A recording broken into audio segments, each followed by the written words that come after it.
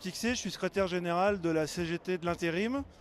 Et donc je m'occupe de toute la branche du travail temporaire pour tous les salariés, qui soient intérimaires ou salariés permanents de la branche. Denis Gravouille, moi je ne m'occupe pas spécifiquement de l'intérim, mais je suis responsable pour la Confédération du dossier emploi-chômage. Du coup, par exemple, des négociations assurance chômage qui concernent tous les salariés privés d'emploi et donc notamment les intérimaires.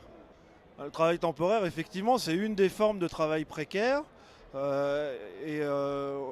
voit bien aujourd'hui que le patronat dans son ensemble a tendance à vouloir développer une précarité systématique et permanente, dont le travail temporaire fait partie. Alors, bien que des droits sociaux aient été conquis par les travailleurs ces dernières années, ça reste une forme de travail précaire, effectivement. Le travail temporaire est particulièrement précaire en ça que on ne sait pas quand se termine la mission, parce que la durée des missions est de plus en plus courte. Malheureusement, aujourd'hui, la durée moyenne des missions est inférieure à 9 jours en France. Donc les missions sont de plus en plus nombreuses, mais pour autant, elles sont de plus en plus courtes. Donc on ne sait pas quand on se lève le matin quelle va être la durée de sa mission et éventuellement si le lendemain on aura encore du travail. Ça, c'est une première forme de précarité. La deuxième forme de précarité, c'est également vis-à-vis de la santé et de la sécurité au travail. C'est-à-dire que la vie même des travailleurs intérimaires est précaire, puisqu'il y a 2 fois plus de risques aujourd'hui quand on est travailleur intérimaire d'avoir un accident du travail qu'un embauché au même poste en stable. Et quand l'accident du travail survient, malheureusement, le taux de gravité est également 2 fois plus élevé. C'est aussi une autre forme de précarité. Après, on peut parler aussi de toute la vie sociale, et ça engendre de la précarité, y compris dans la vie quotidienne, la vie familiale, avec les mobilités de plus en plus forcées et éloignées, les hyper-flexibilités au niveau du temps de travail, etc., etc. On pourrait développer malheureusement à l'envi toutes les formes de précarité que ça englobe.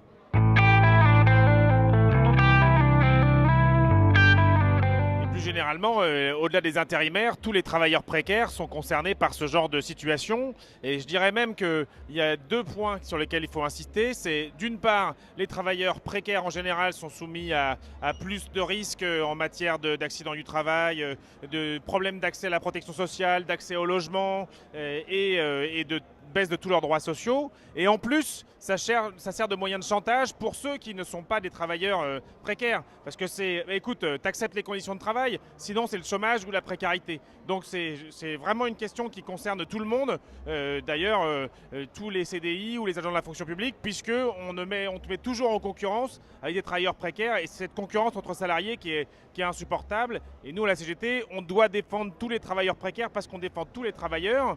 Mais justement, pour avoir un système de protection sociale qui soit universel réellement et qu'il n'y ait pas de concurrence, défendre les précaires contre la précarité.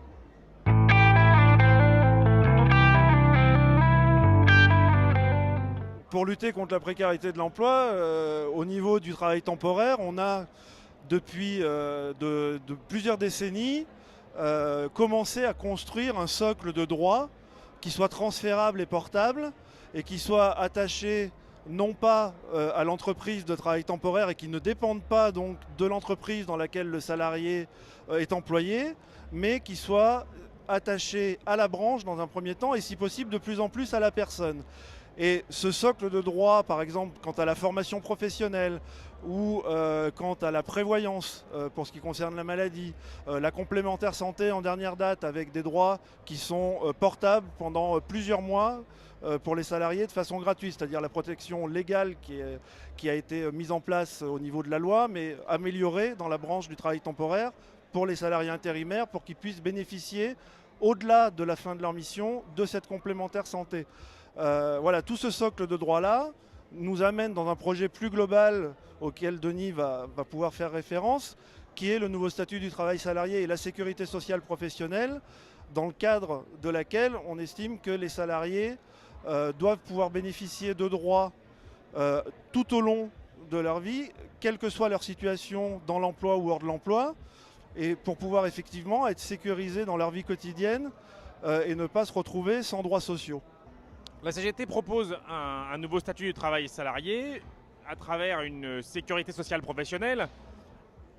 La sécurité sociale professionnelle, ça paraît une utopie, mais c'est très concret. Ça veut dire faire en sorte que des personnes, c'est le cas dans l'intérim, mais c'est le cas dans plein d'autres professions à emploi discontinu, faire en sorte que les personnes se retrouvent à avoir un revenu déjà, un revenu de remplacement, une continuité de revenus. Donc pas de perte de revenus en cas de rupture du contrat de travail. Le contrat de travail, en fait, il continue avec le nouveau statut du travail salarié. Il continue et on garde tous les droits qui sont attachés à ce contrat de travail. On garde le droit à la progression de carrière, le droit à la reconnaissance de l'ancienneté qui ne doit pas être perdu en cas de changement d'entreprise. Donc c'est aussi encourager la mobilité que demandent certains salariés qui demandent à pouvoir changer de travail et à pas forcément continuer à être dépendants d'un seul employeur parce qu'ils perdraient tous les avantages de leur contrat.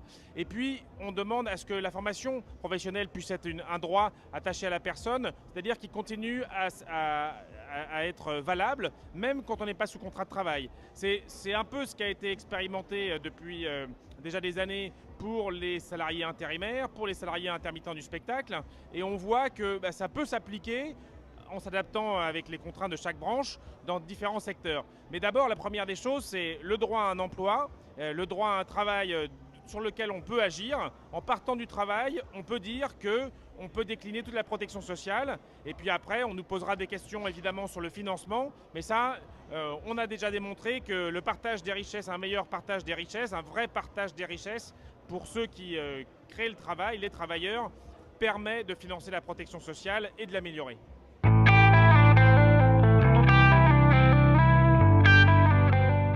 Un des impacts des ordonnances qu'on a déjà identifié, c'est par rapport à l'extension de ce qu'on appelait jusqu'à maintenant le contrat de chantier et qui prend le nom maintenant de contrat d'opération, de contrat de projet, etc.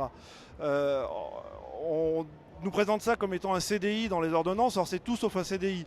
C'est rien d'autre qu'un nouveau contrat précaire qui est un CDD, en fait, puisqu'il n'y a pas de, on ne sait jamais quand il va se terminer, mais par contre on sait qu'il est tout sauf un CDI puisqu'il n'est pas à durée indéterminée, puisqu'il est lié à la fin au maximum du chantier. Ce contrat va entraîner la perte des droits sociaux. Par exemple, tous les intérimaires qui vont se retrouver du contrat de travail temporaire classique à passer en contrat d'opération ou de chantier vont perdre tous les droits sociaux qu'ils auront acquis dans la branche du travail temporaire. Donc ils n'auront plus droit à la complémentaire santé, ils n'auront plus droit à la formation professionnelle, ils vont perdre leur indemnité de fin de mission qui pourtant venait compenser faiblement déjà la précarité de leur mission de travail temporaire, etc., etc. Donc voilà, un des exemples des ordonnances Macron pour les salariés intérimaires, c'est que ceux qui vont être embauchés non plus en contrat de travail temporaire, mais en contrat d'opération, vont perdre les droits sociaux qu'ils avaient acquis en tant que travailleurs intérimaires.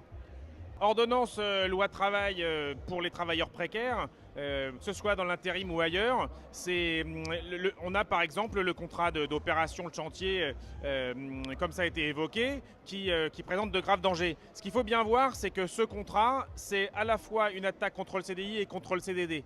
Le CDI, évidemment, ce n'est pas un CDI, puisque ça s'appelle un soi-disant CDI, mais c'est un truc ultra précaire, mais c'est pas non plus un CDD. Un CDD, il faut juste se rappeler qu'un CDD, quand tu le conclus par exemple pour une durée de 3 mois, tu ne peux pas licencier la personne pendant les 3 mois. Or, avec ce contrat d'opération, l'employeur pourra licencier la personne dès que ça l'arrange. Donc ça veut dire que c'est un truc complètement déséquilibré.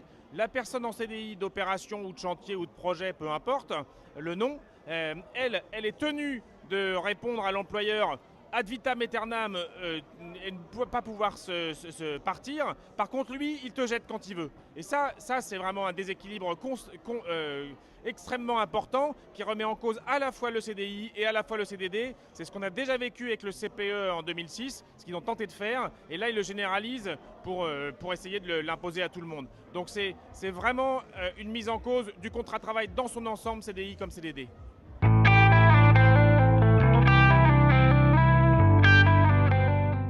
Nous sommes à la croisée des chemins entre deux types de monde. Ça fait déjà un certain temps que, évidemment, on est confronté à des attaques contre le Code du travail, mais on est vraiment face à un coup de boutoir qui nous change d'époque. Macron et sa bande de libéraux inspirés par l'OCDE ou différentes études qui existent au niveau mondial veulent un système dans lequel tout ce qui est protection collective, tout ce qui est garantie mutualisée soit ramené à des garanties qui soient uniquement individualisées.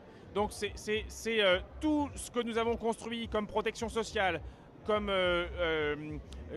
conventions collectives qui ont permis d'avoir des droits collectifs qui sont attaqués, le contrat de travail, les conventions collectives, la protection sociale, et derrière, il nous prépare une réforme de l'assurance chômage et une réforme des retraites, c'est aller vers un système dans lequel, au fur et à mesure, il n'y aura plus de droits collectifs. Et nous, on propose au contraire d'amplifier le mouvement qui avait abouti à la création de la sécurité sociale, à la création des conventions collectives, à la hiérarchie des normes, d'amplifier un mouvement qui aille vers une protection sociale universelle qui permette à ce que tous ceux qui se retrouvent dans une situation précaire continuent à avoir les mêmes droits que s'ils étaient concernés par un contrat de travail.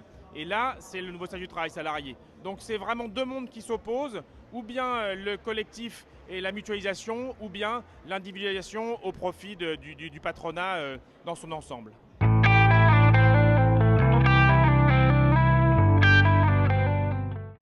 Par rapport aux initiatives en cours au niveau de la CGT, il y a une initiative de fond de pouvoir populariser la sécurité sociale professionnelle justement. Le patronat mondial du travail temporaire va se réunir à Paris les 27, 28 et 29 septembre. Et donc on a décidé au niveau de la CGT de proposer et de faire connaître aux salariés, à cette occasion-là, le projet que nous portons de nouveau statut du travail salarié et de sa sécurité sociale professionnelle. Alors même que le patronat mondial du travail temporaire va venir à Paris pour dérouler son cortège de précarité, la CGT en face a des réponses pour les salariés et pour tous les travailleurs de ce pays pour pouvoir les sécuriser réellement dans leur situation quotidienne vis-à-vis de l'emploi ou qu'ils soient hors de l'emploi également. Et dans le cadre de ces journées, on va organiser une contre-conférence de presse juste en amont de la journée, en invitant des syndicalistes européens, parce que les réflexions que nous portons à la CGT sur une sécurité sociale professionnelle, c'est aussi des réflexions qu'ont nos camarades italiens de la CGIL, qu'ont certains camarades dans d'autres pays du nord de l'Europe.